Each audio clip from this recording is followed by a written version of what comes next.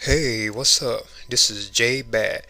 Today I'm doing a review for Batman issue 159, and this is released in November of 1963. Now, the title for this storyline was called The Great Clayface Joker Feud, and it was told over two chapters. Now, I thought this was a good tale, and it was fun. And it kind of has like a little references into the Batman Arkham video games. There was like moments where you could tell, that those games were inspired by this. Well, the story opens with Batman and Robin visiting Batwoman. Then they hear news that Matt Hagen, Clayface, he has escaped from prison.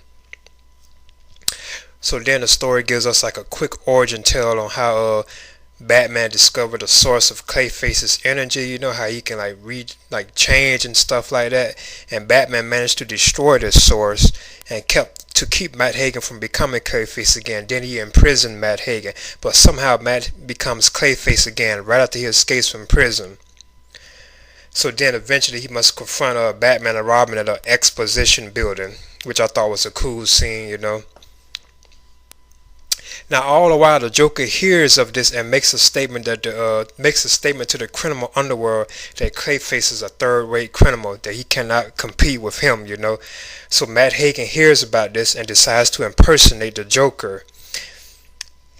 And eventually, Batman and Robin show up to stop him and stuff. And then the Joker hears that that Clayface had impersonated him. So then the Joker decides to do his own thing. Then the story jumps into chapter 2, which continues to tell. So in chapter 2, when it begins, Commissioner Gordon informs Batman and Robin that Clayface intends to rob the Gotham Museum and steal a gold idol that is in the African part of the museum. So Batman and Robin suspect that the African statue is Clayface when they well, actually, an African statue that they see, they believe is Clayface.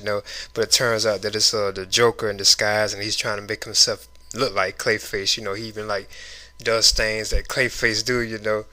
So eventually, after this situation, Matt Hagen hears that the Joker did like a crime kind of similar to what he usually does as Clayface. So then it jumps back and forth, and like this Clayface and Joker feud continues to go on throughout the tale. Now other characters make appearances in this story too, like a Batwoman, and the Batwoman in this tale was the Captain Kane version. And then you also have Batgirl in here, but it's not Barbara. Now see, I didn't really know that. The Batgirl that's in this tale is known as Betty Kane, and she was actually the first Batgirl. So I'm not really too familiar with that. I always thought that it was Barbara Gordon as Batgirl. I didn't know that there was a Batgirl before her, known as Betty Kane. But I thought this was a good story, and Clayface has always been one of my favorite Batman villains, as well. I thought this was pretty good, and I would highly recommend reading it. So this is J Bat, and this is my review for Batman issue 159, The Great Clayface Joker Feud.